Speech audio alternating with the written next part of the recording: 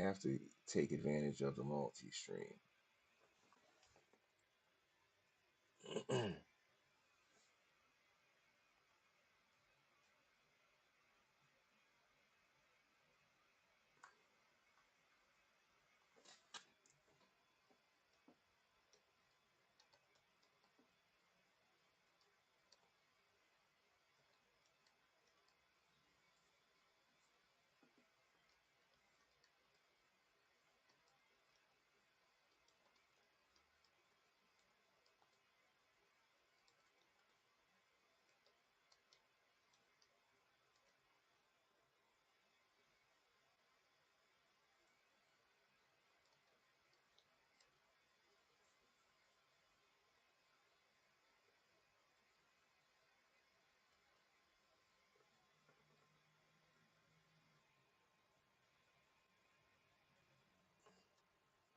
All right.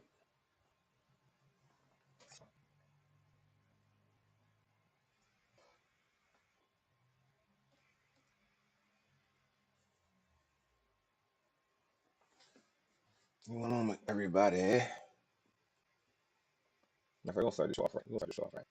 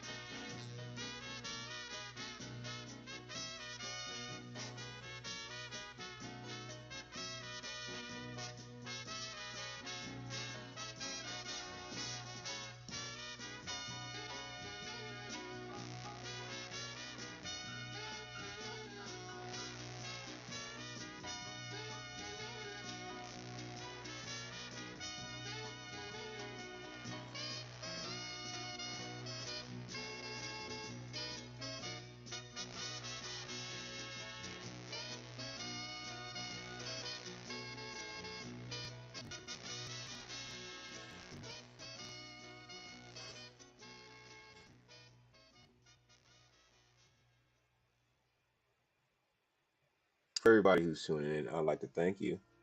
I'll be right in there. I'm just going to set up a couple things before we start.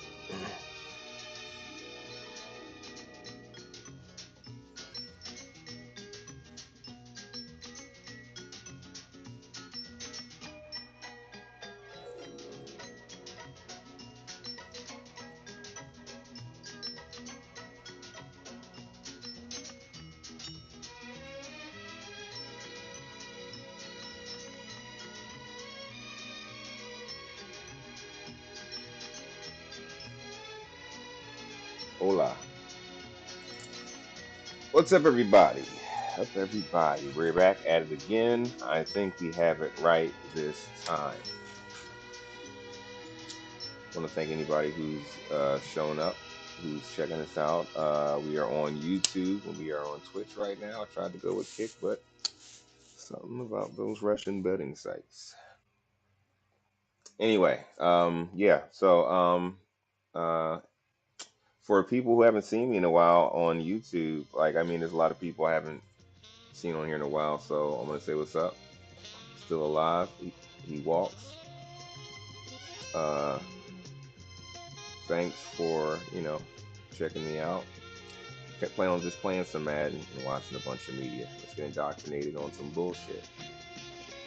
Um, I have a bunch of videos that I had logged into my account that started to piss me off in the first couple of seconds. So I stopped it and dropped it in here so I can watch it on and conversate with a few of you guys about it. So yeah, with that said, we're gonna be playing some Madden. I'm in the franchise right now. I might be playing some ranked matches as well. Might get off the videos. We'll see. You guys on what you if you're not enjoying it, we'll switch it up. Also, like playing some No Man's Sky tonight. Just kind of started that, and we're starting out the beginning, and we're still in the tutorial phase, and just feeling the game out. If you have other games you can play, you have other topics we can discuss, just let me know. All I need to ask you guys to do is give me some feedback. Holla at me. Holla at you. And so with that said, we'll get started in a few minutes. We are apologies.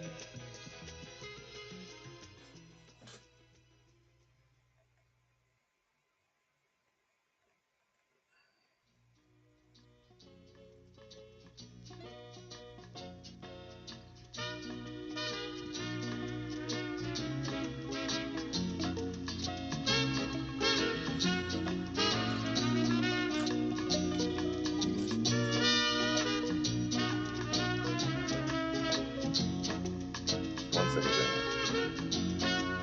Hello? Hello?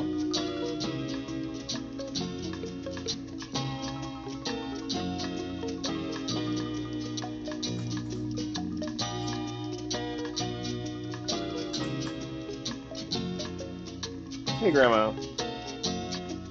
Hey, I'm sorry. I don't know. We kept missing each other. How you doing?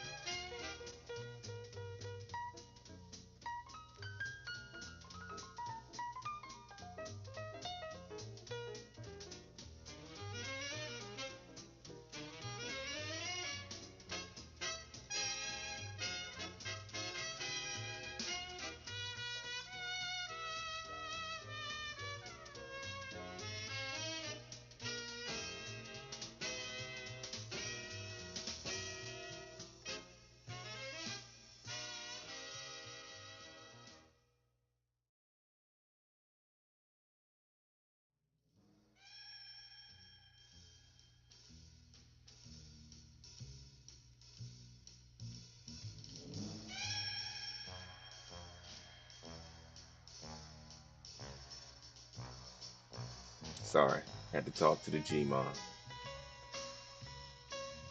and I'm not really apologizing. But anyway, hello, we are back here with the Philly special. I am Apollo G, follow the G, and I will be back in my city, in my beautiful city, very, very soon. Hope to see a bunch of people. All right, so like, as I said before, we're gonna be playing some Madden. We're gonna be watching some videos to get me agitated, just to check out, see. Like now, these videos are gonna vary in time. They're gonna be political. They're gonna be athletic. They're gonna be intellectual. They're gonna be all types of stuff. Like I said, just random videos that I start to watch, and in 5 minutes they piss me off. And I say, you know what, this would be good to watch later. So, how is everybody doing out there? If there's anybody in there, I think we have 2 people. Hello. Hola. I'll give you guys a choice. What should I do? Should I play some Madden and watch videos? And should I play the franchise in Madden? Or should I play some ranked matches in Madden?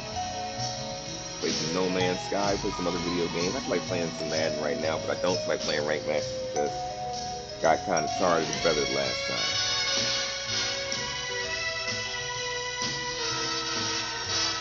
But with that said, it happens to the best of us.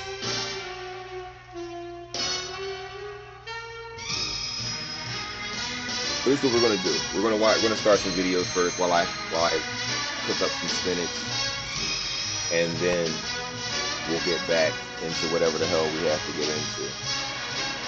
Once again, thank you for showing up to the Philly special. And I feel like the streams are extremely slow. So if you are putting in comments and I'm not seeing them yet, or if I get late to reactions, or just understand technology's a bitch.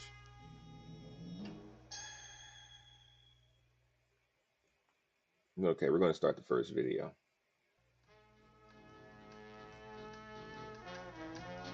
It looks like it's old Donnie. Truth be told, I have Trump derangement syndrome. I'm not ashamed of it. I've had it for way longer than it existed. From the tri-state, I've hated him since.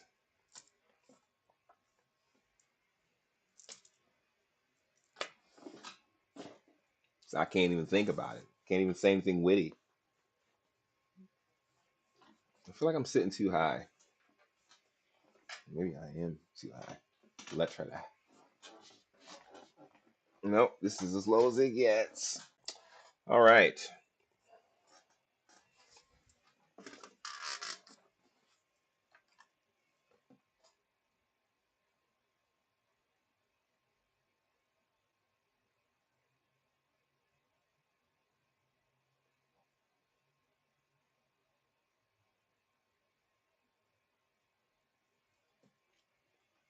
All right, I just got a message. I'm gonna have to leave in a little while. We'll chill, game it up a little bit, and leave after that. I'm not quite ready to go yet. I just got started, but we'll just put it on hold, put the stream on hold, and I'll come back. I'm not going to have to go too far. But a man wonders where is his blunt. Oh, a man finds it. All right. Whoever's in YouTube, more likely that you personally know me. Hello, I'm back. I'm still alive. How you doing? Say hello. All right, let's get to it. Start with the first one here.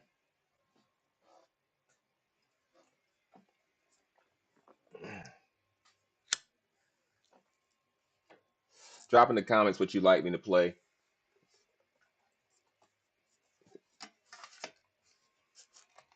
Should kind of give you a list, huh? Yes, I'm cheap, and I don't have the YouTube without commercials.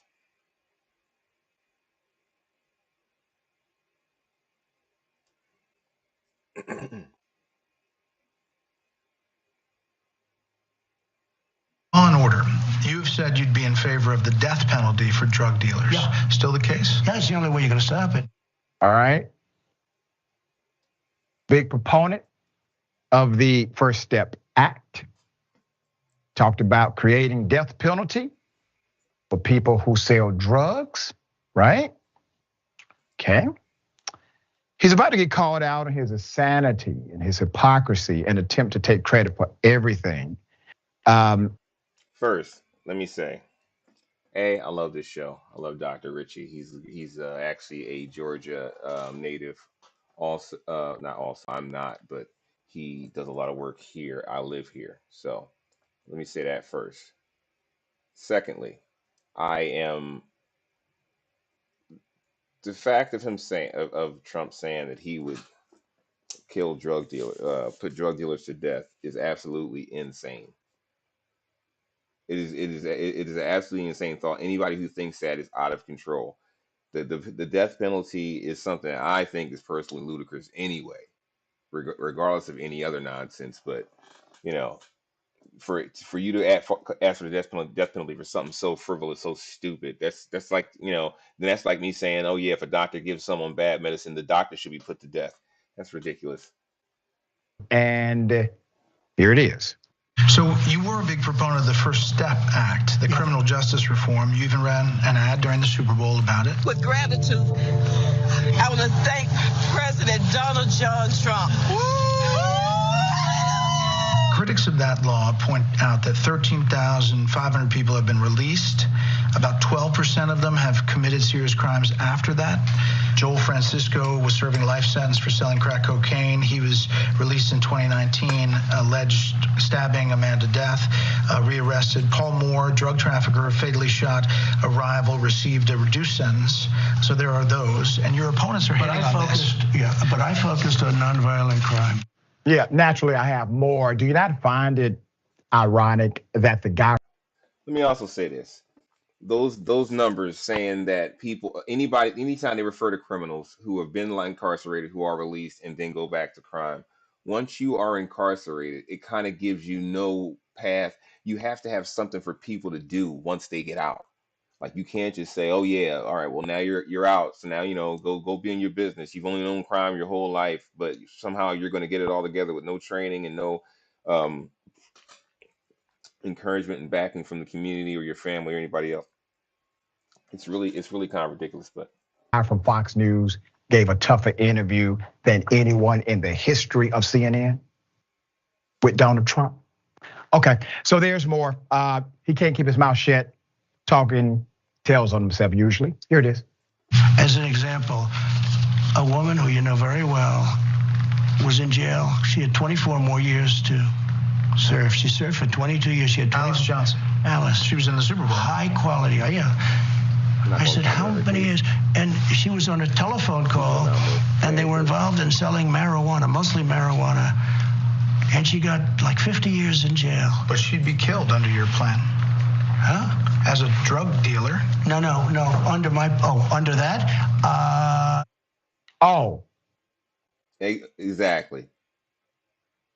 How did you not know where the interviewer was leading? Now, let me say this is also back in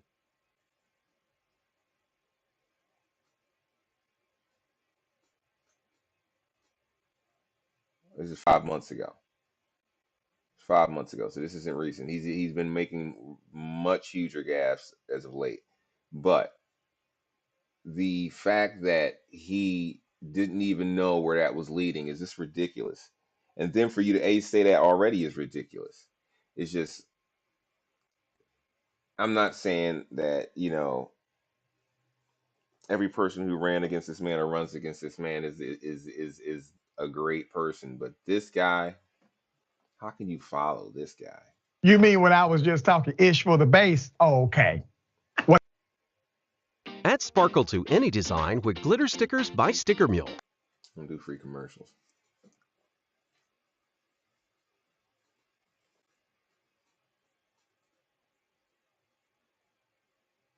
When I was talking about killing dope dealers, damn, why did you bring that up? I had a moment here. Big ups. Big ups for bringing it up and for being quick with it and for being prepared for the damn interview. Now, Donald Trump had a policy proclamation. Kill drug dealers. That was his policy proclamation. Then he wants to get credit for releasing drug dealers. The hell? Wait a minute. This doesn't add up.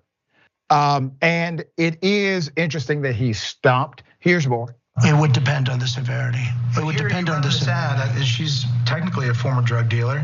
She had multi-million-dollar cocaine ring. Any drug dealer, look. So even Alice Johnson in that ad. She can't do it, okay? By the way, if that was there, no, she wouldn't be killed. It would start as of now, so you wouldn't go to the past. No, but your policy. No, they're starting now, yeah. But she wouldn't have done it if it was death penalty. In other words, if it was death penalty, she wouldn't have been on that phone call. Please understand what Donald Trump is offering you. He's offering you, let's say, the same thing that a crack dealer would offer during Christmas. Maybe giving away toys to the local community, handing out turkeys during Thanksgiving, showing to be a very, very just enlightened individual as it relates to these other things. Don't pay attention to this policy. Only pay attention to the shiny object I would like to distract you with. Donald Trump does not care about the ideology of conservatives. He does not care about the ideology of Democrats, progressives, etc. He cares about the ideology of Trump. He's concerned about his own power. He's running for president again in order to exact his power in a way that, one, protects him from criminal penalty, and number two, allows him to amass more fortune in the future. This is why he's actually running. And if you try to contextualize Donald Trump in any other way, if you try to contextualize him in a political framework, he doesn't fit. If you try to contextualize him in a partisan framework. Editorial. I mean, I do love Dr. Richie, but I don't want to hear that. Now, all right, so also the issue with that is this, is like, if that's the case of what Donald Trump wants to do, then what are you going to do to all the drug dealers who are already in prison? Are you just going to start clipping them off? And what if it doesn't work? Are you going to go higher than that? You're going to start chopping off limbs in front of everybody or having, public lynchings? The way to fix crime, everybody, is quite clear. And well, first let me say this: you're not going to stop drugs. Drugs are something that are natural. If we can't get high chemically, we'll find a way to get high naturally. And secondly, you'll get rid of crime when you get rid of poverty. You'll have your anomalies and your anecdotal incidents where someone of murder and kleptomania, but you won't have the people who are basically at their wits' end and their only option is to take from another. And that breeds brutality. But anyway, next video.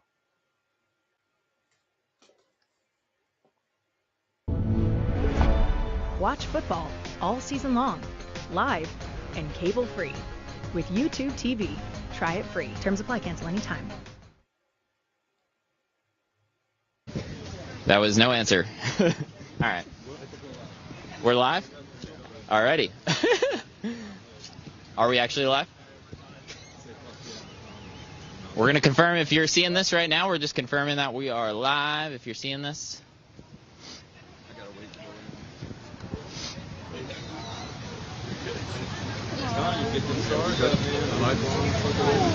Alrighty, for those of you watching right now, we are live outside of the original Roadhouse here in East Palestine, Ohio. We actually just had Senator J.D. Vance walk by. I tried asking him questions on if there are any new regulations in the works for the railroad industry that is clearly at fault with this disaster going on in town. We've got a couple residents who are going to hopefully join me here shortly who want to talk A couple of them are trying to poke their head inside here to see what Senator Vance has got to say. President Trump is en route. Apparently, he has landed in Youngstown at some point just recently. So this is about the East Palestine, whatever, train derailment. He's in the town waiting for, politicians and crews to come in to actually clean this up. This is prior to that incident. This is a while ago. So let's go. We'll see when he gets here, actually, but that will be happening. For those of you just joining, though, please smash the like button, share this stream, help get this out there. And remember, we've been on the ground since Sunday in East Palestine. This type of reporting is tough to do, it's expensive, and it's only possible because of members who are paying to help support the channel. So if you can't become a member, please do statusquo.com/join and become a member. Again, smash the like button. John, we can get them over here. She said, "What's a lightning bug?" Yeah, Geicos. We don't have Geicos here. Yeah. Would you be willing to chat for a second? Just about how this is? Okay, awesome. Hey, John. Hey, John. I got somebody. Awesome. Alrighty, and what was your name again? Diane Goodman. Diane Goodman? Goodwin. Goodwin, awesome. Half my family's last name is Goodman, so I was like, oh, maybe there's, yeah. Where are you from? I live in Austin, Texas, but they're all in upstate New York. We have a whole bunch of family in Dallas. You ever hear of Texas Rock Stop? Oh, I think so. Yeah. That's my niece. There you go. All right. Well, I guess we're here in East Palestine. President Trump's going to be here soon. We just saw Senator J.D. Vance walk in. Mm-hmm. I guess, what do you think about all of these politicians coming into town? Do you think it's going to have First, let's say this. That East Palestine disaster was because of regulations being cut, not only in the prior administration with Trump, but in the Bush administration. There is a constant battle between Democrats and Republicans to add regulations by the Democrats and to get rid of regulations by the Republicans. Republicans feel like it will bring more companies if they have less regulations to worry about and less fees to pay, and that means that will trickle down to their lower employees and to the consumer. And the Democrats believe that's bullshit, and that they have to make sure that they regulate the industry so that people are safe and get quality materials for their to consume from these companies. And I agree with the Democratic view of that. You cannot trust somebody if someone's going to cut corners. If you let people cut corners, they will cut corners. And this is what led to this train accident. They had bad brakes. They had a low crew. So those are facts. Those are the facts of the matter. So let's continue on. Have any impact? What are your just thoughts on all of this? It seems like the circus is in town right now. There's a lot of energy in the crowd right now. Well, I sent Trump the video of the derailment that I took, and because I've had a migraine ever since, and I live off State Route 170 up in Calcutta, and it's like 10 minutes down the mountain. Mm-hmm. So we didn't realize it was hazmat material. We didn't, because nobody said anything. Mm-hmm. But now we can't get rid of headache. I had to take my granddaughter to get strep tests for a cough, and that's come back negative so far. But the testing, they're hiding the testing because Norfolk Southern bought up the testing companies, and they're saying it's conflict of interest to have the testing done outside of what Norfolk Southern. Right. If you want people to believe the testing, maybe don't have testing companies that's being hired by the railroad to do it. Exactly right. It feels like it's a big cover-up, and if we have to do criminal charges, we will, because I've gotten in touch with attorneys, and we will. We're going to do something about it. But State Route 170, the creek, because it's below level, it's all flooded already just from today's rain. And I've got pictures of my clouds. 1 week after the derailment, the clouds above my house, I was walking my granddaughter to school, the school bus stop, and the clouds are sitting right there with the chemicals. I mean, I could show you the pictures. Yeah. And it's been bad. It's really bad. And the thing is, Calcutta is all East Palestine, but it's Calcutta, Negley, Union Valley. It's all around this area. Mm-hmm. and we've just been barraged. All right, this is boring the hell out of me. We don't believe the government. We don't believe about COVID. Why would we? All right, pretty much, let's say this. These people aren't wrong. The government has really pretty much abused, uh, left them to die and left it to fend for themselves. But, they were way too happy about, Trump coming there and buying the McDonald's. Want to know how to turn your viewers into shoppers? It's simple. It's Shopify. My viewers are my customers. From what we knew at the beginning of COVID to what we know today, what do we know about the vaccine today that we didn't know while we were all testing it in America, taking it? What have we learned now? What do you mean testing it on America? There were tests before it was released. 9 months is not a long time to test. No, but it was tested. Yeah, but 9 months. The average is 30. The average is 5 to 10 years. I mean, 9 months is not enough. Okay, so you have to say test. No. You have to ask. Hold on. It was tested in trials. Okay. By the way, I'm not claiming to be the expert on all this. I read all the same things you have, but I'm a scientist, so I read it as a scientist. Okay. There were trials. That's what the point of phase 1, 2, 3 trials are all about. They are tested enough to get data on how to then advise the larger population. Yes, it was tested. For you to say it wasn't tested is a gap between your awareness and understanding how things work and what actually happened. It was tested. If you want it to be tested on millions of people instead of thousands, you can put in for that. You can say, I don't want this unless it's millions. That's perfectly put by a man who I'm not always too fond of. But Neil deGrasse Tyson is basically putting this to everybody who just really doesn't understand. And I'll tell you this, anti-vaxxers really get me. And don't get me wrong, I don't trust every vaccine. Every vaccine is not necessary and not needed for everybody. But everybody in this country has taken a vaccine. Okay? You're all still alive. And the people who say, "Oh, I've never taken one," you're lying to me, you're lying to you, and you may be lying to yourself. I don't know. But if you went to school in America, you've taken a vaccine. You've taken them all, with the exception of the COVID vaccine. But I don't see what your problem with the COVID vaccine is. A lot of you just don't understand what it is. So you listen to anything that people tell you about it, which is ridiculous to me, because if you still go to a doctor, every doctor has endorsed that vaccine. You can pull out your little wild anecdotal doctors who back Trump and talk about angels and demons and all that nonsense, but it's still nonsense. It's okay. Totally fine with me. Okay. I'm okay with that. That's fine. So based on that, do you say, let's keep testing it while the virus keeps spreading? Okay. Right. So this is the contest between the information you have available to you at that moment and what's going on outside the lab. People are dying. Hospitals are becoming overloaded. So do you say we have good data on the 1,000? It's not yet at 1 million, in case you wanted 1 million. Are you going to say, let's still do it let's wait another 6 months so we get another 1 million in here? Will you do that as a public health professional? No, I would have said allow the individual to still have a choice that's okay with 1,000 instead of a few million. Leave the person have the choice.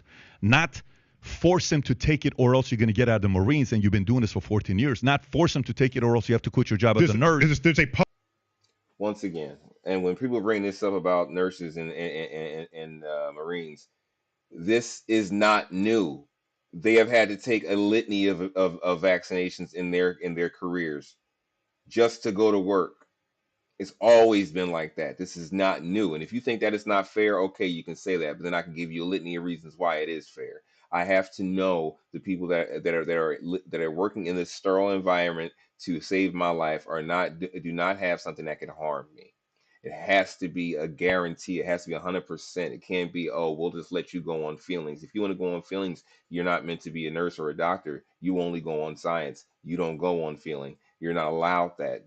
It's not even in the realm of possibility for you to do that, because we would have everybody being cavalier with the way they handle their being a physician or being a nurse. You can't do that. We need serious data to work off of. And in the situation we're talking about with COVID was such a a anomaly to us. It was something that we were not aware of, we were not ready for, and which should fall on our government. But for some reason, people won't put on the government at that time because it was Trump, and the world, of course, had to set this up to get him. But the our problem is that we look at it as if it was a normal situation. We had multiple pandemics, outbreaks before that: swine flu, bird flu, Ebola, and there are others, and we didn't have the effect that COVID had because we were prepared for those because we had administrations that were looking to the future and once again looking out for the public good, not just looking out for the rich people and the people that can take care of themselves. So, with that said, people just are there. This is something that was a thrust upon us as a people, and we made it political because of who was in office at the time, making everything political. But public health force versus there's a choice. There's a public health contract that you have signed implicitly as a citizen of a country where in part we depend on each other for health, our wealth, our security, and the like. And that contract. And I'm sorry to pause it again, but like he's touching on something else that people don't realize is that you have a duty to the man next to you. If you call yourself American, you have a duty to the man next to you to make sure you are making them as safe as possible, as well as they are making you as safe as possible. That is the whole idea of not committing crimes. The whole idea of a society is that we live a civilized society because it's better. It's for the betterment of the whole society, not the individual. And most people just don't realize that, which leads me to my point about universal health care. Universal health care is important. So not only I am in good health, but I can make sure the man next to me is in good health. So it's less chance of them putting me in bad health. The more healthy we all are, the more healthy we all are, if that makes sense. Is in the best scientific evidence available at the time, if you do not get vaccinated, you will put other people in this organization at risk, and that organization does not want to take that risk. So you do not have this job anymore if you decline it. So with any public health decision, there has to be a consequence to you not participating in that social contract. Is it your job? In some cases it was. But no, we're not going to have the army bust into your home and force a needle into your shoulder. That's not going to happen. We pretty much did that. Well, only put your job at risk, yes. Yeah, 67% of Americans took the COVID. That's force. That's not a choice. That's a lot of. No one was forced to do anything. We talk about freedoms in this country, the freedom to work at will, and for a company to fire you at any time. You're not mad at the government, you're mad at the companies. The companies were only refused subsidies that they would have gotten from the government and were subject to fines. But if the companies believed in their employees and they really believed in freedom, they would have gone ahead and paid those fines for the employees, but they didn't. Secondly, you didn't have to take the vaccine. No one could fire you for not taking the vaccine. It was actually illegal for someone to fire you for not taking the vaccine. But if you said, I'm not going to be tested either, then they could fire you. If you didn't take the vaccine, you had to be tested daily. Once again, you are endangering everyone else by not vaccinating yourself. And it was not to stop you from getting COVID. It was to stop the symptoms and the severity of what you could pass on. And that's proven statistically to have been correct. There's no factual evidence that can say otherwise. So the fact that people keep selling this lie about the government mandating you to take it never happened. Never happened. Clearly, never happened. It was never a mandate. It was a mandate that you had to take it or be tested, which makes sense. Why would you not want to be tested if you're not going to take the vaccination to make sure that you're safe and that other people are safe? You can't have it both ways. You cannot go into work sick. If you are going into work with a transmittable sickness, you cannot go. It is stupid for you to go. And your job doesn't have to pay you for that, but that's your choice. I think jobs should have to pay you when you're sick, but that's just you. You guys made that choice. So the government never ever mandated that you had to take it, and government employees had to take it or be tested as well. It wasn't you had to take it, period. And once again, they have so many vaccinations they've had to take anyway in the past. Out of force and coercing and pushing going on. But that's the you can't go to the school unless you're vaccinated against mumps. I think that's bullshit. That's a different country. Yeah. But okay, would you want a country? No, America is supposed to be the one that offers the most freedom. That's what America is supposed to be. Yeah, okay, so watch. So for example, if you use that argument, somebody may say, well, freedom of choice, I want to choose what I want to do with the body. You're right. What body? If you want to get an abortion, it's your choice. Your own body. If you want to get an abortion, get an abortion. If I want to get the vaccine, I get to choose. So you can't force. If I can't force you to get an abortion, you shouldn't be able to force me to get because it's not about you. It's about people you interact with, and that's the social contract they're stopping of from having public choice. We don't even know if the vaccine worked or not at the time. Yes, that's what the trials are, dude. That's why these trials. Are you missing data out there? But let me ask you a question. Are we saying only one type of scientists are right? No, we're saying that the system in place, the 16,000 that signed that. No. The system in place to test vaccines. Yeah. There's an entire system that's in place. Yes, and it works over years with review boards and all of it. Yeah, and the average that's in place. Now you can say what you can say is, I have a better idea than all these review boards and all these agencies and the CDC. I have a better idea. Here's what you should do, and that would have made everything better. Okay, you can put forth that idea, but what I'm saying is, in a case where you can contaminate someone else, it's not about you. It's about the collective You're assuming health. You're assuming. No, see, all right, and this is this idiot. Patrick McDavid is an idiot. You're not assuming. When you are a danger to other people's health, you are a danger to society. So that's just like a criminal. That's just like a man with a loaded gun who's aiming to shoot people. You cannot endanger the public. This is crazy. You talk about freedoms. All right, well, here's another freedom. Can any person just walk into a school, whether you have children there or not? Can you just walk into a fucking school? Can you just walk into a hospital? Let's be honest. You cannot have complete freedom, and this country does not have the most freedoms because we have the most motherfucking cops. You're assuming because somebody can take the vaccine. Won't get COVID, which, by the way, I don't need to play the clip.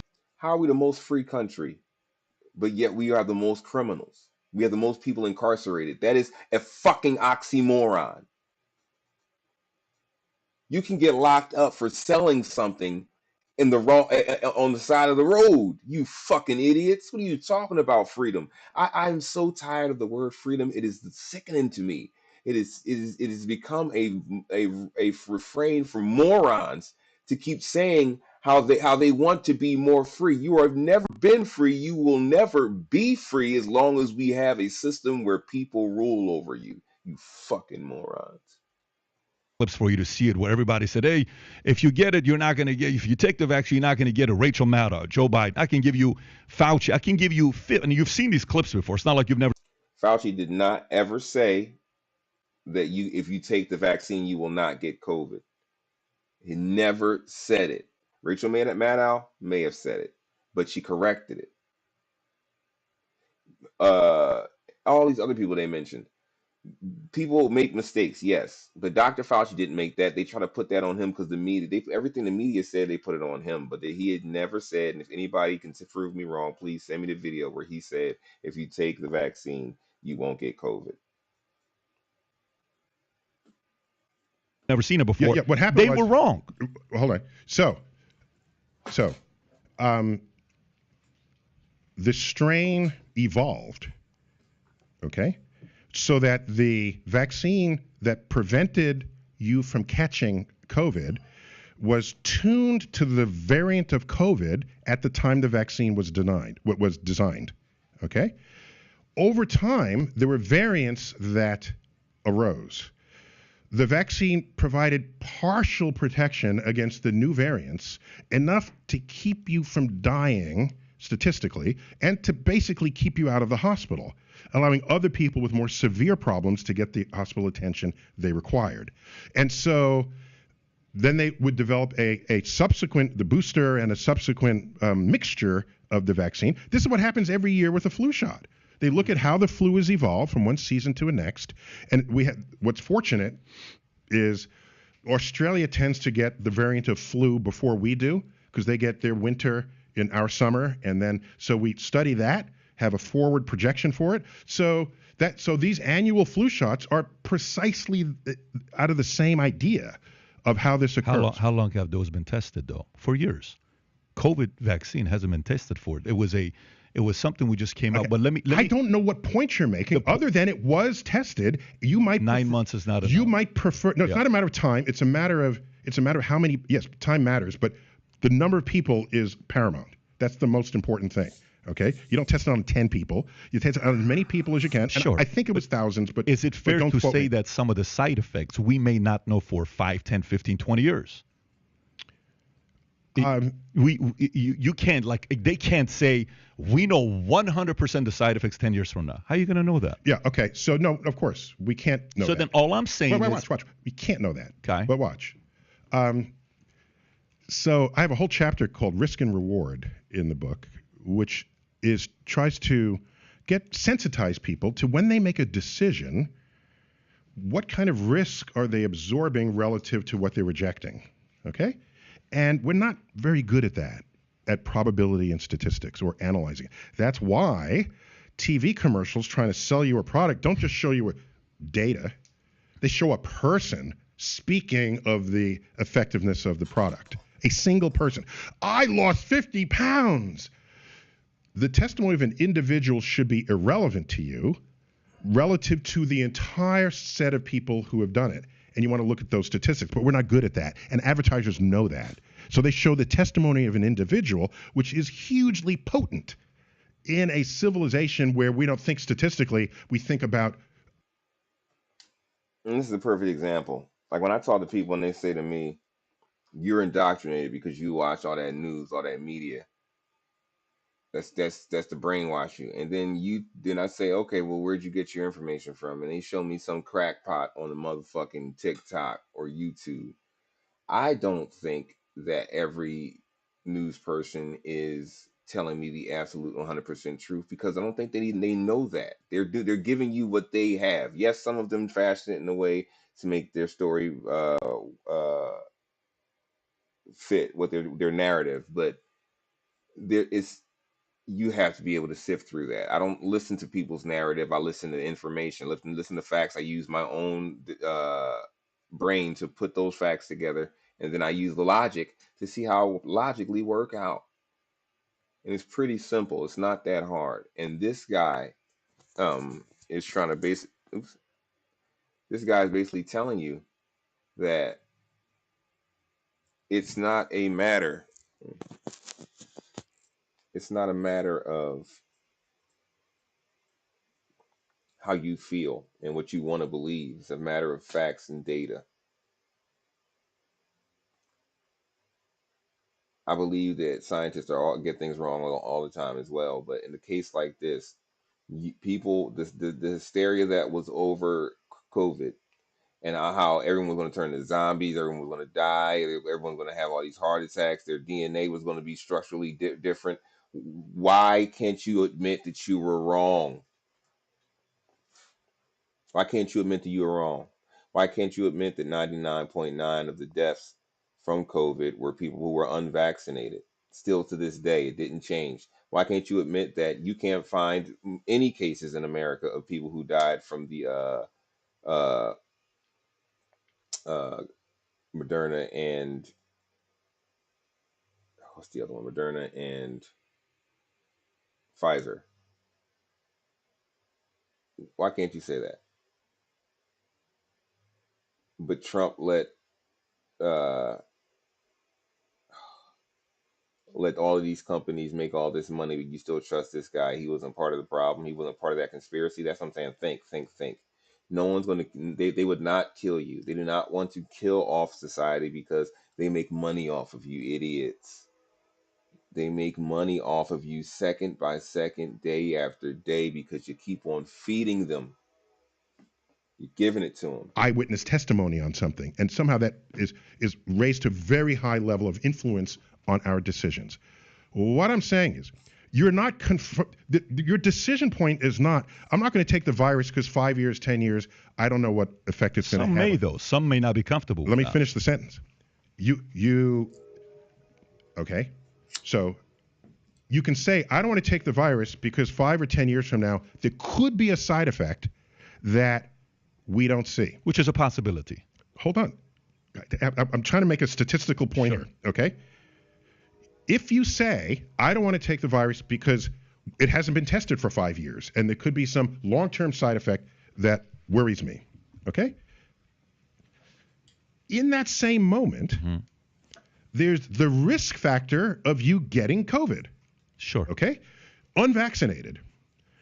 At one point, 87% of everyone dying in the hospital of COVID was unvaccinated. Okay. So your risk choice is, I'm not going to take it because maybe somewhere down the line something will happen and we don't know what that is, or I will risk getting COVID. And if I get COVID, depending on your age and other things, there's a 3% chance of me dying in the hospital. That's your choice. Yes. Yes. But what I see people doing is they focus on one thing, and that's the foundation of their decision, rather than the other chance. And what happens if you get COVID? Now you get long COVID. Now you can have a taste buds for 2 years or whatever it is for long COVID. Yeah. You're on a ventilator in the hospital, possibly dying. Like what?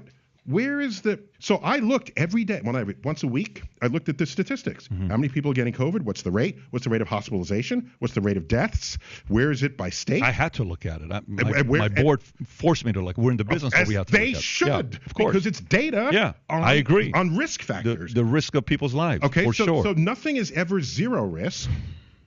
Yeah, there's a risk that you'll grow a third arm in 10 years because the virus mutates within you. Should the individual not have the right to say, I don't want to take it because that's you don't have the right to contaminate someone else. So if you don't want to get shot, who says that though? But who says that? It's a social. It is basic common sense. Who says that? What, you don't say that? What? That's just insane. You can die from the flu. If you got the flu, you're supposed to stay the fuck home. These assholes. And the only reason why they're trying to rush to get out is so they can work. Because they feel like that's what their purpose is. Man, like, yo, you get it together. Social contract in a modern civilization. I don't have public health. I don't have the right to contaminate someone else. What do you mean? Like, so what do I do? Stay home all day? Yeah, or to go to the beach. Yeah, you stay away from other old people who but you stay away from people who are immune compromised. So Neil, so for me, I'm asking you because I want to know how you process this as a guy that's well-read, smart. I process the data, and the data. We didn't have enough data, though. No, we didn't have enough data. At any given moment, yeah, there's data for you to make a decision. At any given moment, sure, the data is constantly getting better and better. Yeah. All right. So, all right. At any given moment, you say to yourself, okay, what happens to me if I get COVID? There's a chance I'll get long COVID. I'm certainly out for at least a week, and there's a chance I'll be hospitalized, and there's a chance I'll die. Mm-hmm. If you don't know how to make chords, this is it. Congratulations. The chords are already made for you. And we can drag one of these chords. I take the vaccine. It mitigates this, basically entirely removing the chance that I'm going to die, essentially, at my age group. And I will accept the risk that in 5 years I'll grow a third arm. That's the kind of decision making that I make. Now, that's just for me, but on top of that, if my workplace says, we don't want you coming in unless you are vaccinated and you might lose your job, I would say, why? Oh, because you could contaminate someone else, introducing a problem in their own health profile. That's the public contract. That's why workers wash their hands in the restaurant bathrooms by law. Yes, they're required to do so because you don't want poop germs in your dinner that they're preparing. because our evidence showed that that's one of the greatest places you can spread disease is in a restaurant with a central kitchen. So this is the now you want a world where you can do whatever you want and have it influence other people. I'm not saying that. You kind of are. I'm not saying that. All I'm saying is the following. Like, okay, for example, statistics. Have you seen the documentary Died Suddenly? Have you looked at it? No, I haven't. Okay. It's an interesting one. It's on I don't know where it's at. You can find it somewhere online. Yeah. Okay. Mm-hmm. It's got 30 million views. I think it's worth watching. Actually would be curious to know what you say about it once you watch it. Mm-hmm. The statistic then showed, like, pre-COVID, 29 athletes in Europe died suddenly from heart failure, pre-COVID, pre-taking the mRNA vaccine. Okay. Post-taking the mRNA vaccine last year, 1,500 people suddenly had heart failures in Europe, and 2/3 died. That's documented. That's not like it's a hypothetical, right? Okay. You read statistics like that, then one has the right to say. Well, just to be careful. You have to be careful how you speak information. So you are describing two events.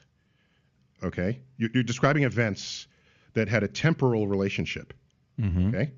Before you've established a causal relationship. Just be clear that's 100%. I'm not doing that. All I'm doing is the following. Here's all I'm doing. Mm-hmm. If somebody all of a sudden starts having a breakout, okay? A breakout of what? Meaning their skin starts breaking out. Uh-huh. You're 26 years old. Mm-hmm. You never had a breakout. All of a sudden you start breaking out. And the doctor says, listen, man, what have you been doing differently? Well, listen, for the first time in my life, 6 weeks ago, I started doing DECA, steroids. Mm-hmm. Well, okay, that's why it implicates it, right? Okay. Mm-hmm. Hey, if somebody all of a sudden, is having a hard time sleeping at night, I'm having a very hard time.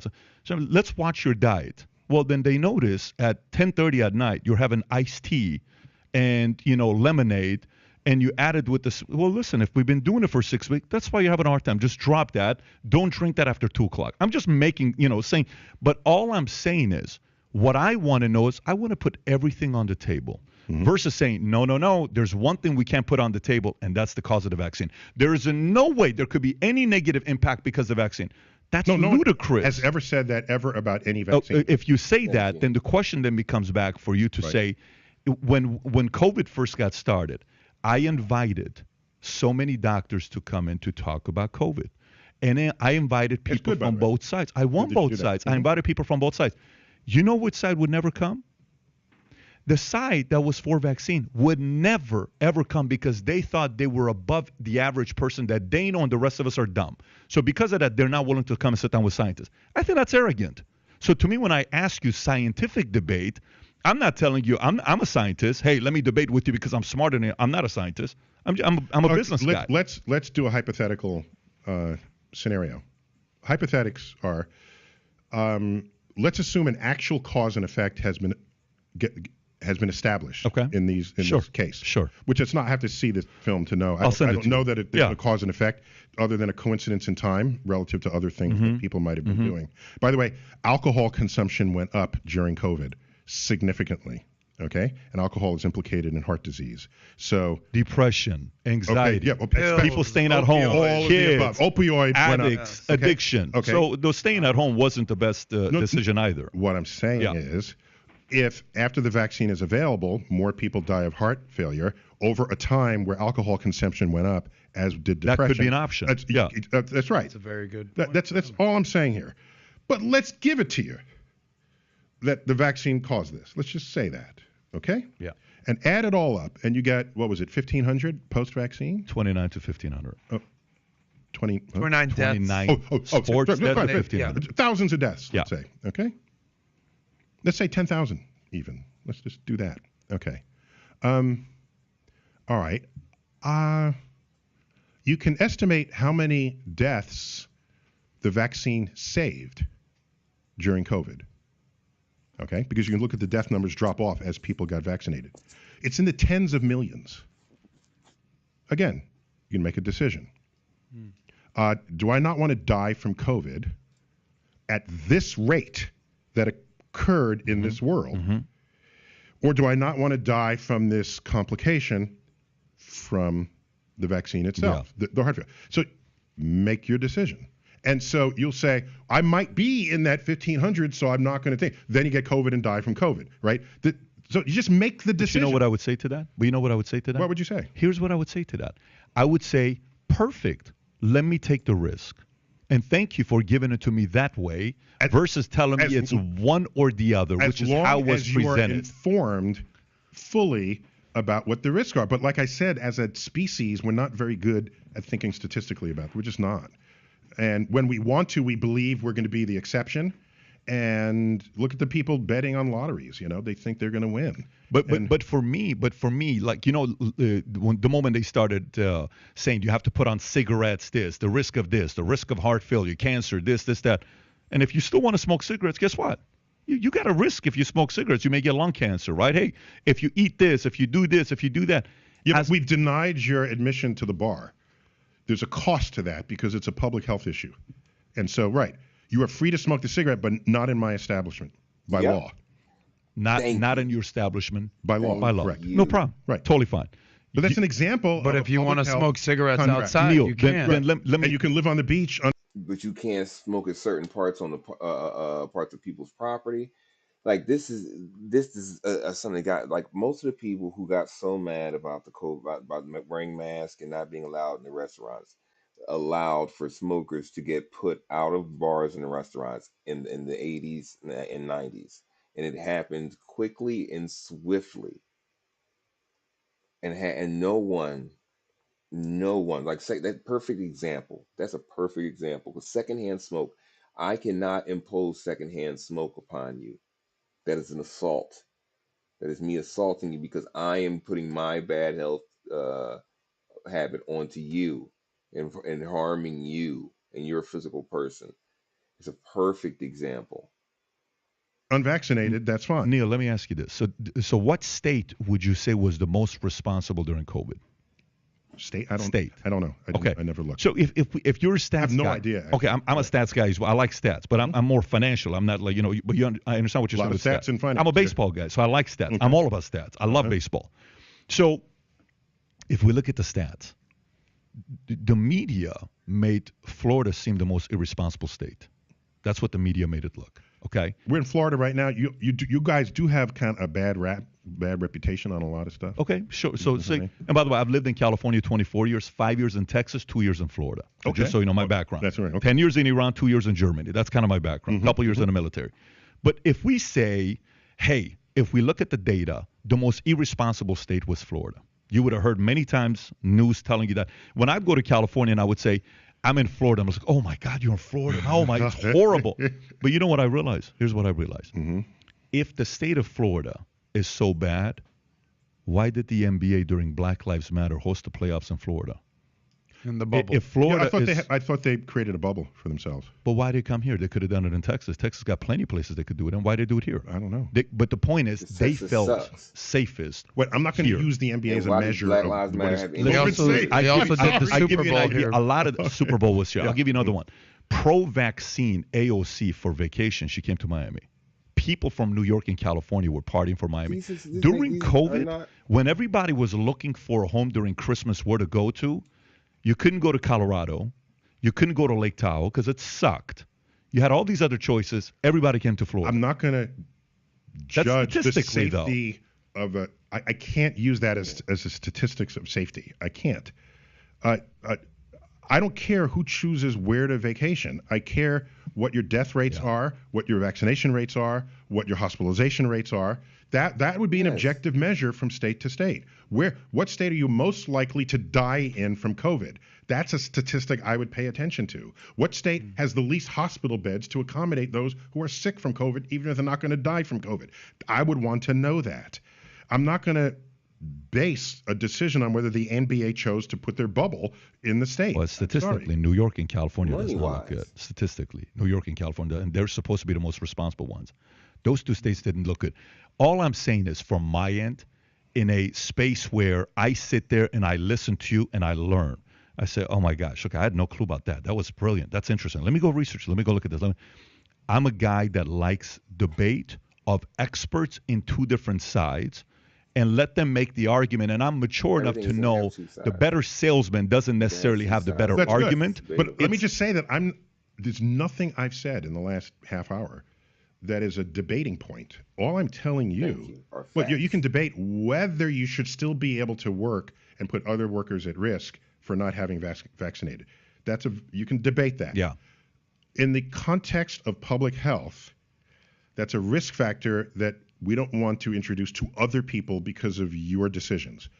That's a public health issue. It's been going on basically for 100 and something years since, who's the woman who, some famous medical case, a person who spread,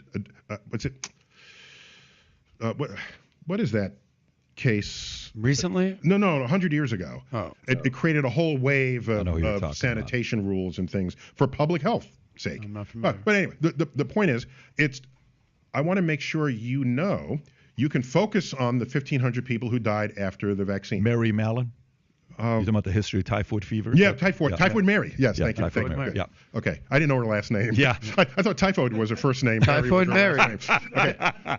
Wait. So it's simply a matter of, if you're saying you don't want to be in the 2,000, whatever the number is, who died after the vaccine from heart failure at the peak of your physical career, not totally necessarily factoring in all the other abuses that went on over that time that may have contributed to it. This is a good. Instead, you want to take the risk of COVID and not be one of the 20 million people who would have died and didn't, right? So I just want you to have the statistics in front of you. And it seems to me most people would, in most cases, choose the path that reduces their chance of death. Yes. But by the way, I don't disagree.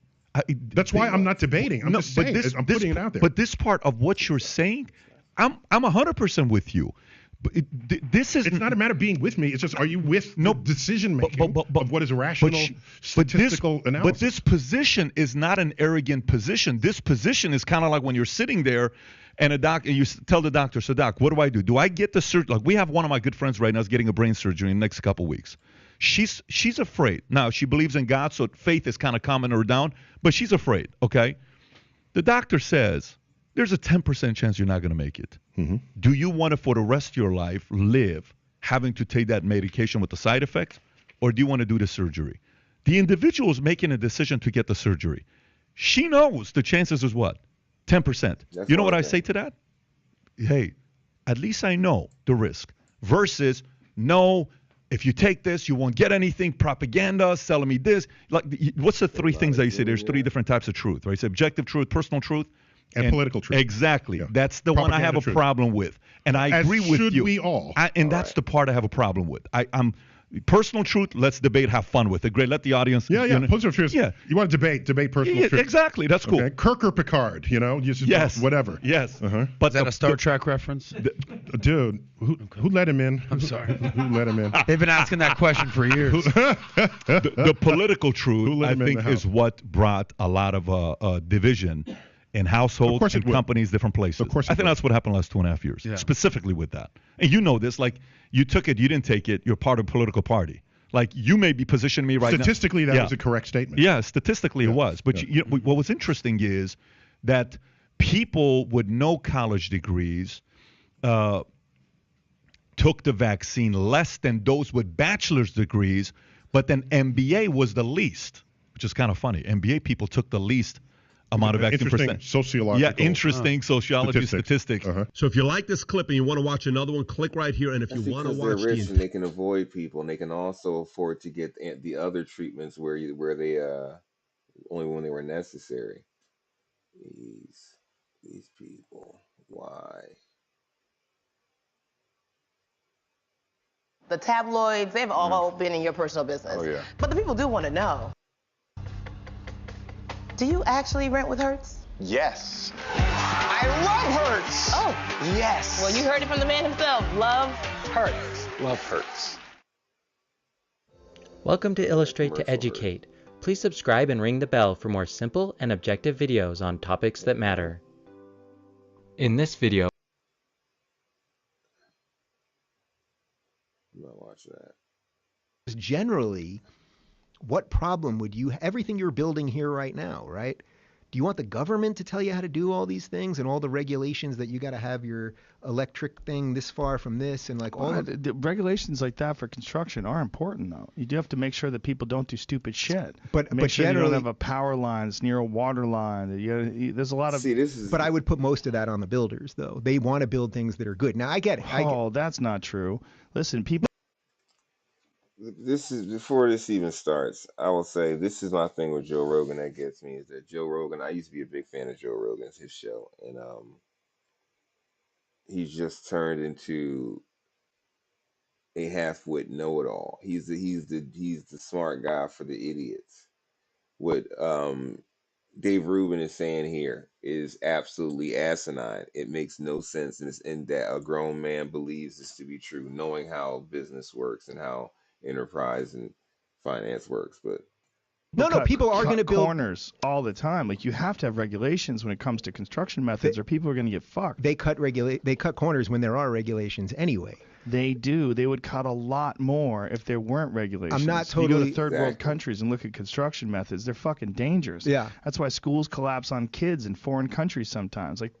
Well, I'm not telling you that I'm against all regulation, period. That's where I said intellectually I like that argument because you could I think you can make a very sound argument that competition would force people to do better work. Like if you're a plumber, you have a vested interest in doing the best plumbing job you can so that people will rate you on Yelp so that you will get more work. You don't have a vested interest in cutting corners. Now you might, right? You're going to push it as much as you can to save as much time and energy and money as you can. Mm-hmm. But once you go over that edge, you don't want to be known as the guy that you tighten something too much so that you flooded the house. Or when you're building a house. You're thinking logically though. When people fuck things up and short things and do things terrible, they're not thinking logically. But I don't think it's the government. I don't think it's the government that they're like, the government gave me this regulation, so that's why I'm going to do it right. Well, if they didn't have any regulations, there'd be no incentive whatsoever to do it right. No, there would be an incentive. If they knew there were no inspectors, no one was going to check their stuff and make sure that their stuff was up to code. Listen, man, I was in construction my whole life. My dad was an architect. Yeah. I've been in construction since I was a little kid. You fucking need regulations. These guys, a lot of people that are in construction, they'll do whatever the fuck they can to make money, and it's not good for the people that have the house because they might have that house for 5-10 years before that problem manifests itself. The people who are establishing these codes are licensed builders or people that have been involved in construction for a long fucking time, and they know what's safe and what's not safe. That's why those codes exist. It exists to protect the consumers. You can't just protect the consumers through the marketplace because it takes a long time for these problems to become a real issue, and these problems could potentially damage everybody in the neighborhood. It's not just going to affect the person on this one lot. Like if a fire starts, it burns all the houses in the neighborhood, or if a flood happens and it floods everyone downhill, it's a real problem. Like, you have to be real careful with construction. I get it. And, my dad wasn't in construction, so I'm not privy to like. All right, before he says this dumb shit he's about to say, it's already just one thing you're talking about in construction. You're not even talking about food. You're not even talking about education. You're not talking about transportation, all big things, but you're just talking about construction, which is the simplest thing. Things will fall apart if people aren't checked behind. Every single structure that is built in this country is what's the word? I'm sorry, kind of off my game right now. Is inspected constantly at each different phase to make sure the concrete is poured, the rebar is laid correctly, the concrete is laid on top of the rebar correctly, the house is framed on the foundation correctly. There's tons and tons of layers of those kind of regulations in everything we do, and we need those things because we still find ways, because companies still find ways to beat those loopholes and make shitty fucking materials and fuck up people's lives. And this is why we have lawsuits. But Dave Rubin's an idiot. Like all of that, the little stuff, but I genuinely believe that as a general level, people have a vested interest in, especially now because of phones and apps and Yelp and all of the things, doing good work, because that's how you will get more work. I agree. You're never going to remove the people who will do shoddy, shitty, malicious shit. But you can keep them at bay with regulation. I think. So this is where I'd say you can have some regulation. Educated regulation. People who actually understand what's going on. And, you know, make sure that someone doesn't do something stupid with a power line, or someone do something stupid with the way they constructed main beams where they're just subject to collapse.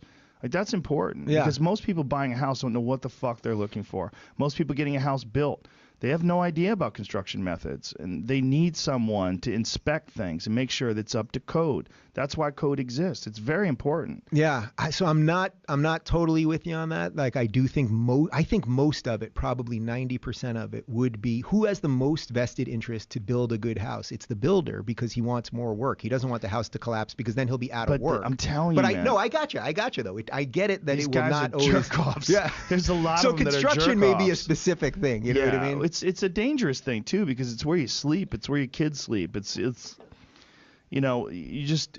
I think there's a lot of idealistic notions about deregulation, and I think there's some consumer protection has to be put in place, because people don't have the time to spend all this time researching construction methods and making sure everything's done correctly, and be there and make sure that the joists are a certain width and they have a certain amount of support. Like, all that stuff has to be done by people who understand code.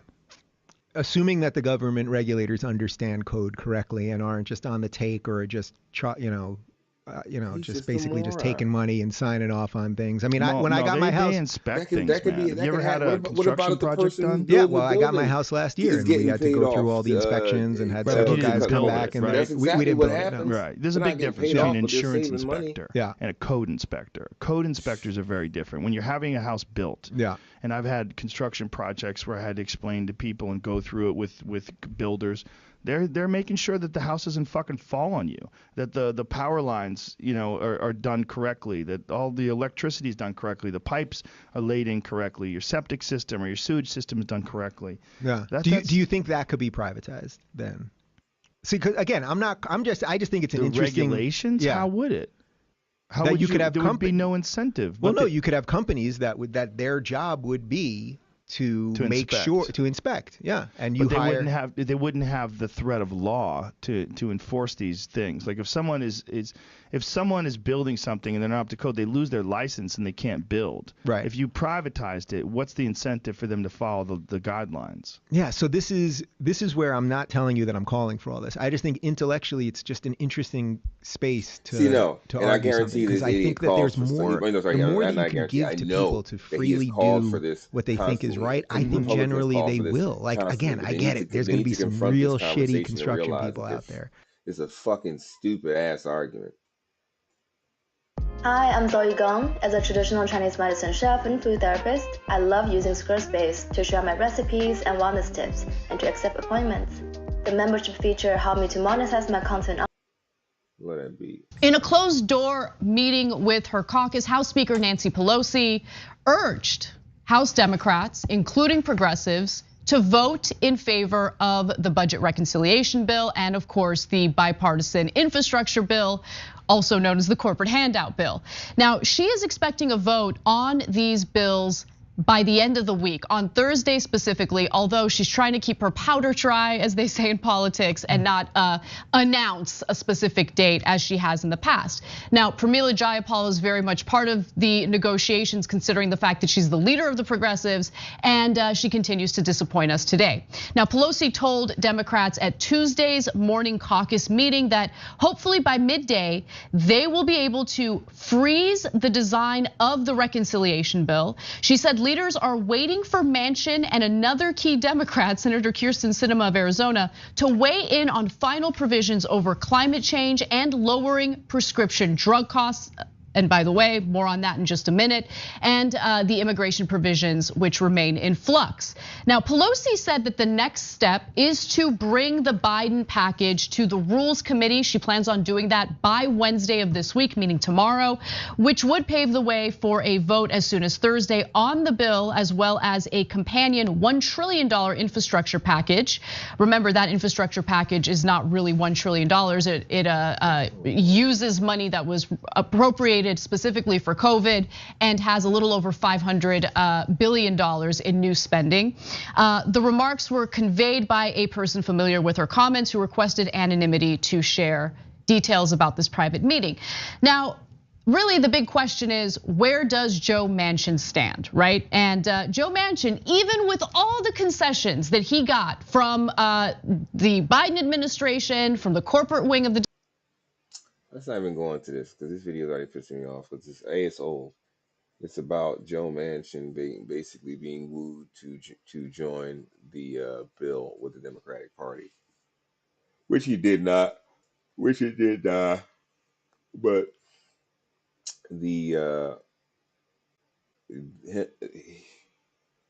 they blame Joe Biden for the actions of Joe Manchin, which is ridiculous. Progressives, and I used to be a real fan of TYT, but progressives have gotten to the point of irritatingly moronic rhetoric, just like MAGA.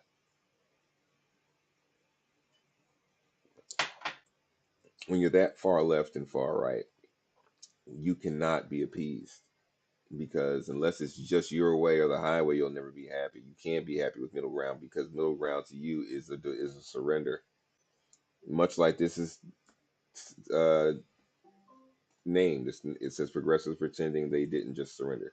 Progressives in Congress can't do anything but surrender, because they cannot win, because there's nothing they can do. They don't have the votes.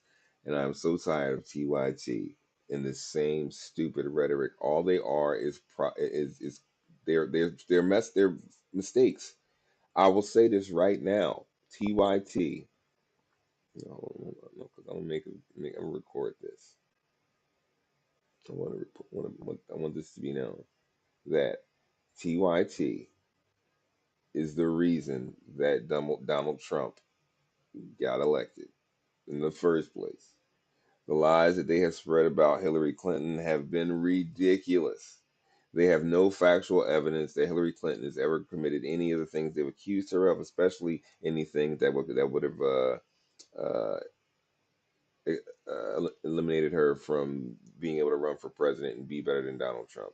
I tell people this all the time, and you can believe me or not believe me, that if we would have elected Hillary Clinton, we would be in a much better place right now.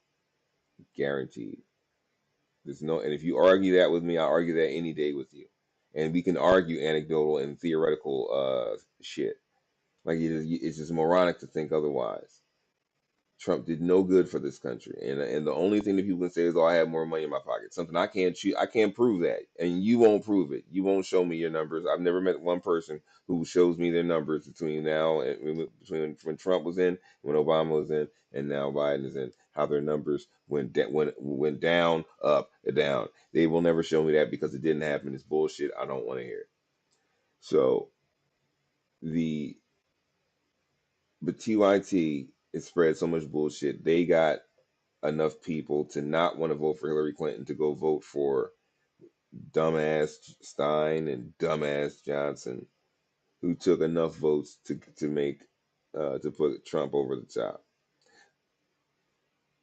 I don't know how these people who are supposed to be so smart and so intelligent don't know that. Now, I'm not going to say I don't like everybody on TYT, because I do like John Adirola. I do like Dr. Ritchie. I do like a lot of their lower tier content makers. But Cenk Uygur and it wasn't always Anna, but now Anna Kasparian are absolute assholes. The stuff they say is just all out of line. They sound authoritarian. If you do not agree with me, then you are a demon. You are evil. You're this. You're that. Shut up. And if you look at what they do, is every time a minority does something that and minority in power doesn't do what they say, they get tyrannical and they accuse them of being frauds. They accuse more people of taking bribes, and I have not seen one bit of evidence from Cenk Uygur. I believe on a few of them, but not all of them. Pelosi, I believe Pelosi's getting paid off. You can't get to that power as a politician without getting paid, without doing shaking hands and greasing hands. You know what I'm saying? And you'd be stupid to be in it that long and not start getting the kickback, especially if it's legal. Like, come on, man. These people just irritate me. I'm not going to watch this right now because I know where this is going. They're going to turn on progressives, and guess what? The progressive, if they were so progressive, and I'll give Jank this. He ran for president this year, and I never thought he would run. But I always said, you talk so much, do something about it. Do something about it. But he only did it as a stunt. He only did it because he wants to pull more votes away from Biden so he could say he was right. Biden's going to win.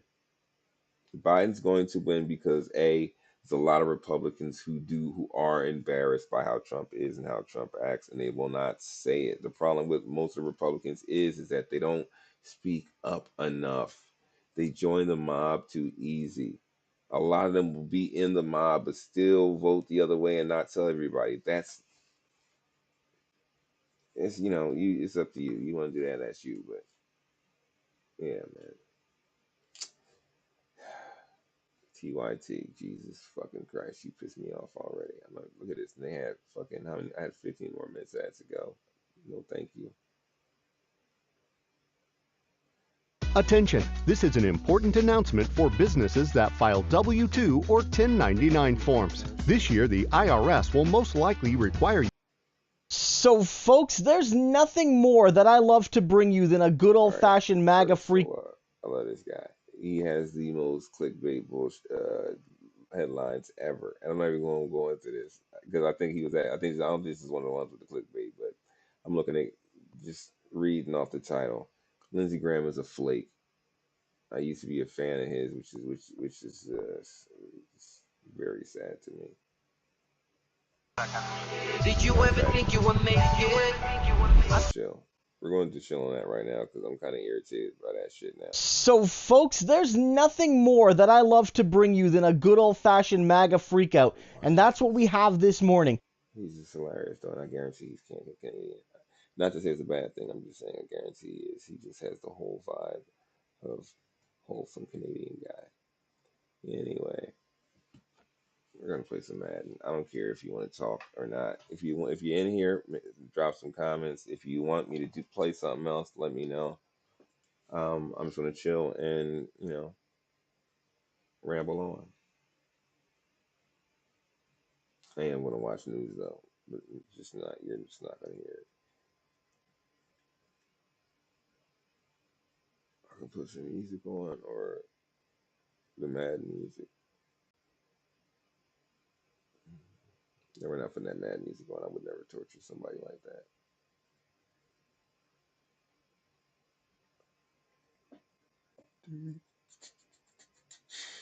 Okay.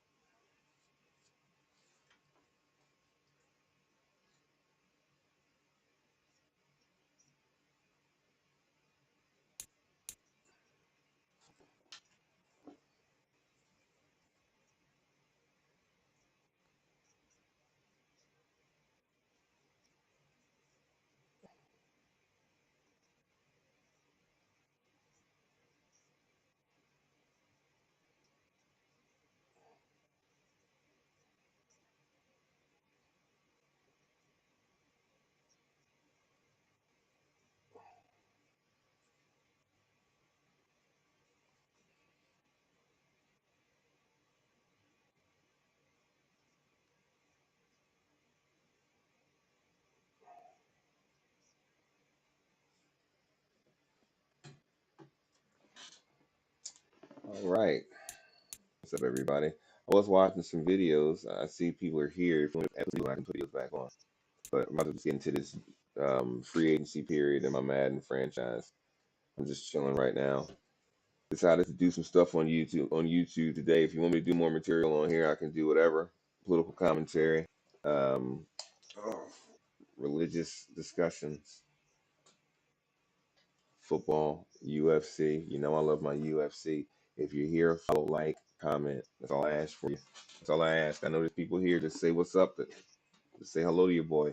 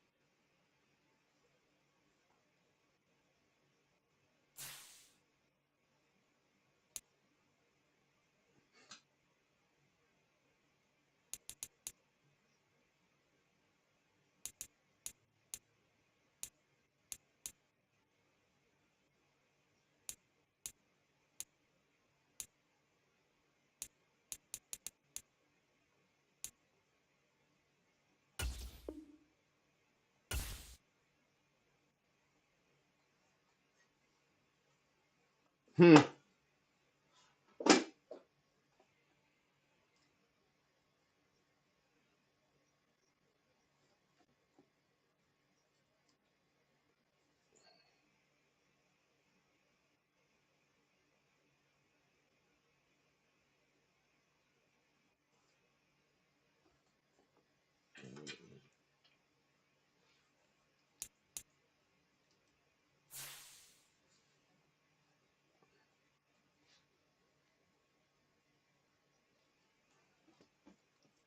All right, so I had this guy as my right tackle. He's young, he's good, he's already a superstar. I had him, but I was supposed to make him a franchise, and I kept simulating, didn't pay attention. So now I got to win him back.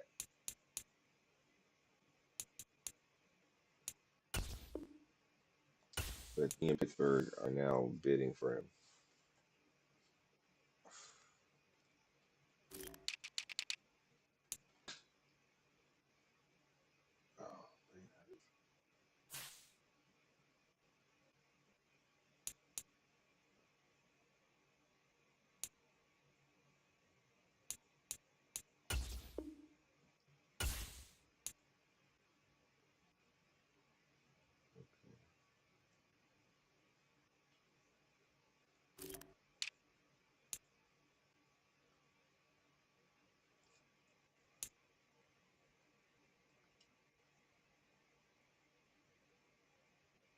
I kind of want to get him because he was from Temple.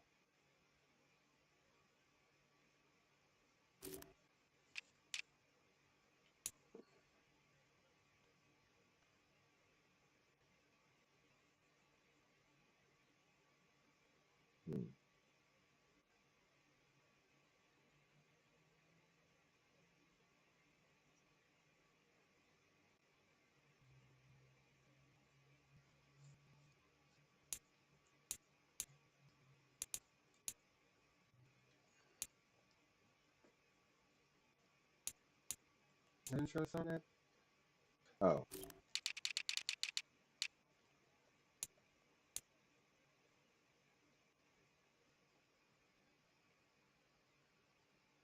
Why?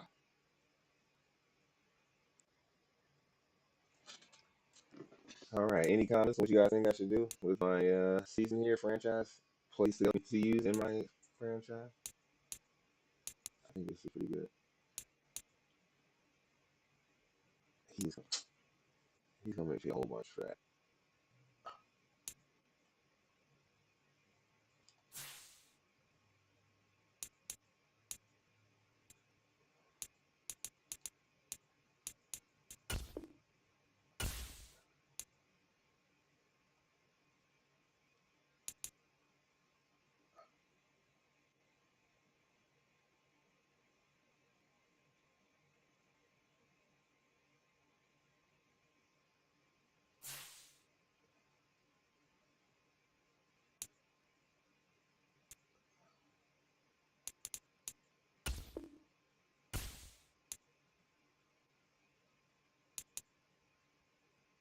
Really?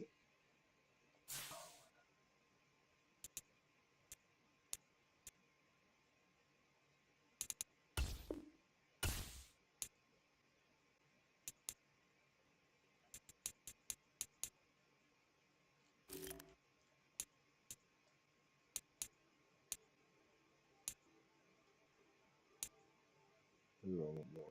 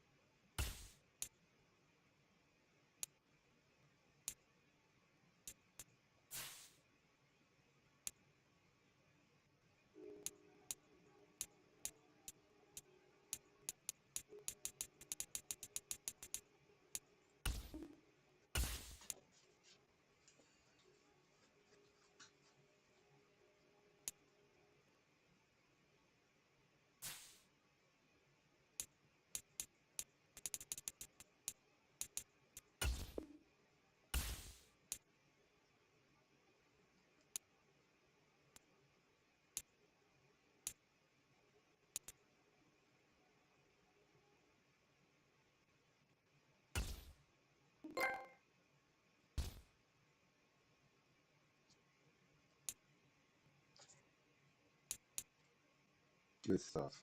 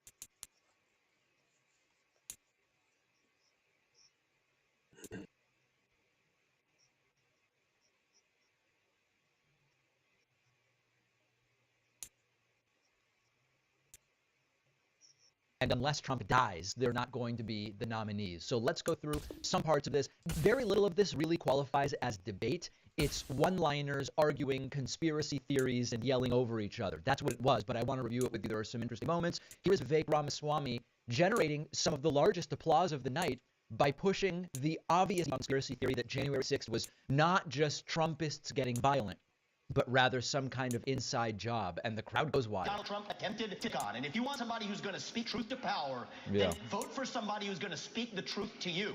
Why am I the only person on the stage, at least, who can say that January 6th now does look like it was an inside job?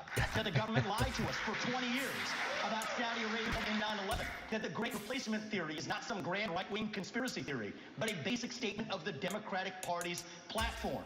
So look at that, just full on QAnon. I mean, he forgot to mention that the moon landing was fake, or that Paul McCartney died and was replaced with a similar looking left-handed bassist 40 years ago, or 50 years ago. I don't even know when that supposedly was. I'll be honest. I don't think Vivek believes any of this stuff. I don't think he's stupid enough to believe any of this stuff. I think he believes the voters he needs to appeal to are stupid enough to believe this stuff and pushing Great Replacement and all of these different things. Vivek Ramaswamy also argued that Nikki Haley is too pro-trans. She's not anti-transgender enough. He mentions Dylan Mulvaney and the entire Bud Light situation, and then actually holds up a sign. Vivek wrote a sign about Nikki Haley. What a pathetic display. We're talking about that trans issue. And Nikki Haley's campaign launch video sounded like a woke Dylan Mulvaney Bud Light ad talking about how she would kick in heels. At the first debate, she said that only Nikki Haley struggling not to grin at the stupidity of that one, but here it goes off the rails. women can get this job done. That's what she said. After the third debate, when I criticized Ronna McDaniel after 5 failed years of leadership of this party, and criticized Nikki for her corrupt foreign dealings as a military contractor, she said that I have a woman problem. Nikki, I don't have a woman problem. You have a corruption problem. And I think that that's what people need to know. Nikki is corrupt. And now that caught Nikki Haley's attention because she tried not to even look at Vivek the entire debate, and she did a pretty good job. But then all of a sudden, Vivek is holding up a big white legal pad, and that got her attention, and she looks over, and Vivek has written Nikki equals corrupt on the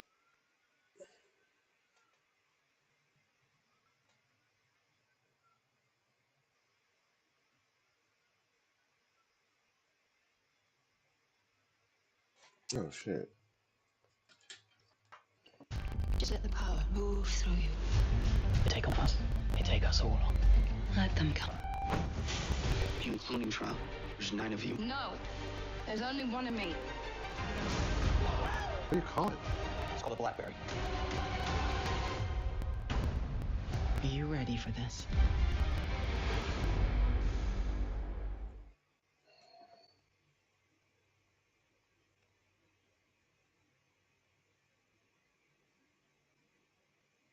Record just started.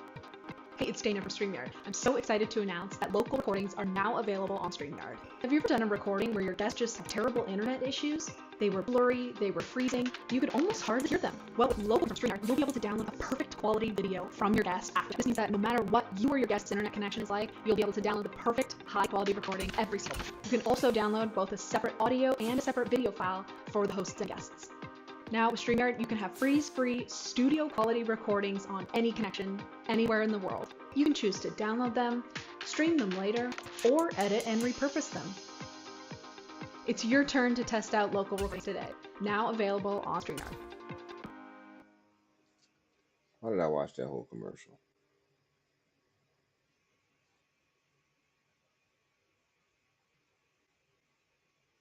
George Santos now being booted out of Congress, some Republicans are actually, apparently, looking forward to the next member that they might be able to kick out, and that is Matt Gaetz. So we're going to have a little bit of fun with this. According to reporting, GOP lawmakers are much more, quote, excited to expel Gaetz than Santos if the House Ethics Committee releases a report that is just as damning for Gaetz as it was for the Long Island Republican. One of these Republicans spoke on condition of anonymity to USA Today and said that members are waiting for any ethics report to be released before publicly calling for his ouster, which you can't do that in lieu of the ethics committee report. So That is understandable, but apparently they're sort of salivating for it. The quote from the anonymous Republican says, "If there's anything in there that's bad, I can guarantee people will have their fangs out. He is hated in our conference. If he comes back as guilty in this ethics thing, I think he's in trouble." And adding on to his troubles, in a recent closed-door conference meeting, Gates apparently stood up to speak, but was yelled at by members to, quote, "sit down and shut up," reflecting the animosity GOP lawmakers still harbor for Gates. This is not, by the way, unanimous across the caucus. Obviously, he does have some friends, and even those who might not like Gates personally think, maybe understandably, that they might be getting too comfortable with kicking people out based on things that haven't yet been adjudicated in a court. So don't take this as a guarantee that Gates is doomed, even if the ethics committee's report ends up being damning. Neither is, a foregone conclusion. But with all those caveats, Brett, what do you think? All of this is a bed Republicans have made for themselves. And I say that because the behavior of a Democrat in relation to all this weird, like, let's eat our own instinct in the Republican Party is just what Mitch McConnell did to Merrick Garland. And when I say that, it's like there was a time when, at least in front of the cameras and in effect, there would be people who are like, I know that side, like my side has some power now, but in the interest of protecting the integrity of the Congress, we will help maintain sanity when some people have gone insane. But Mitch McConnell's like, no, I just care about the power that I have at this time. So it is a Republican Congress, House of Representatives, and they would be the ones choosing to eat their own. In Kevin McCarthy's case, in George Santos' case, and they're going to try to blame Democrats and look to Democrats and be like, come on, save us, or on this slippery slope. The Democrats are rightly going to say, well, we've tried. Kevin McCarthy told us to go F ourselves and blamed us for stuff that wasn't our fault. So you guys either house in order or we'll help them clean this house. Mm-hmm. Yeah. A weird, twisted potential side effect of that, I think, might be that in sort of like doing this infighting and eating their own, as you're laying out, like some of them are warning that this is a slippery slope that could be used, in the future in other cases. Like it's weird, like they can be doing this and eating their own, and then eventually with the new norm that they have created, which they've warned against but participated in, then start attacking the Democrats, which is sort of weird. Like normally you'd expect, well, the Democrats have been so unfair and they've gone after the Republicans. Now it's going to be turned around on them. It doesn't even necessarily require Democratic participation in this case to normalize something that could end up hurting the Democrats. But anyway, I do want to remind people, I realize I probably should front load a little bit of this. I just assume that everybody knows the whole story of Matt Gaetz and what he is facing. But I will remind you that the House Ethics Committee is investigating a variety of different allegations. Introducing Missions, a quick new way to get a bunch of free rewards. Keep doing what you're used to. Open cases, make upgrades, participate in giveaways, events, and users.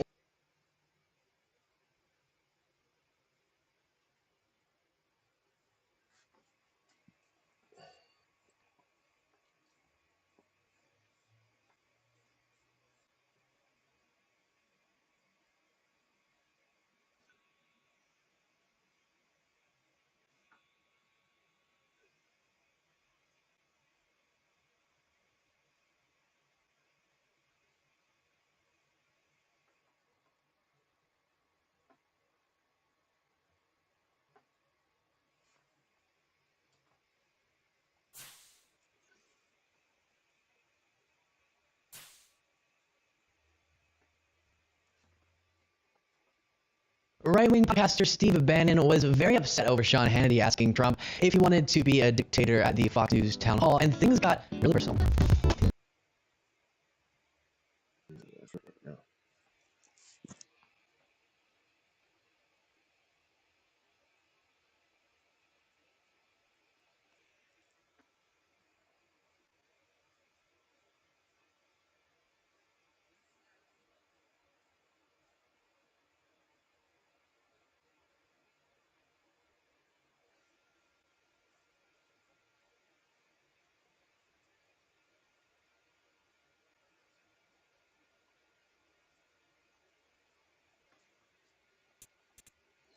Business for TikTok content. Here's how.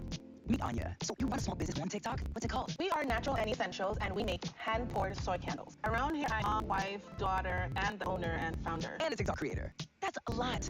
Anya, now that you got this business account, how's it going? I absolutely love it. And it also has this hub that you could actually go to find inspiration on, trends that businesses are doing. And you're like, wow, this is like a gold mine. The Business Creative shows you what's happening and what some businesses are doing well on the app. So you never run out of good ideas. Trends will pop out. I mean, we'll try it and just having fun with it. Going to Hub can take out a lot of the guesswork for you. I feel like from here it can only get better. I feel like the sky's the limit. That's how small business wins. TikTok for business.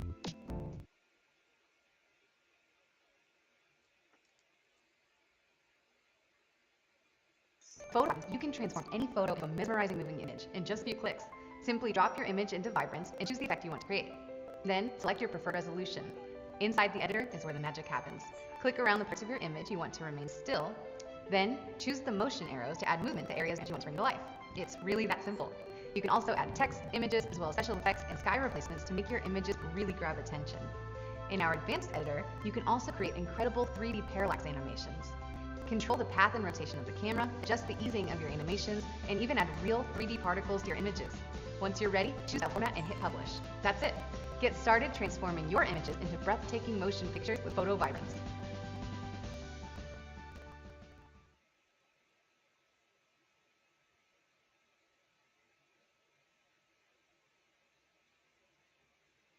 Former Vice President Mike Pence has been added to the witness list for Trump's forthcoming Georgia criminal trial.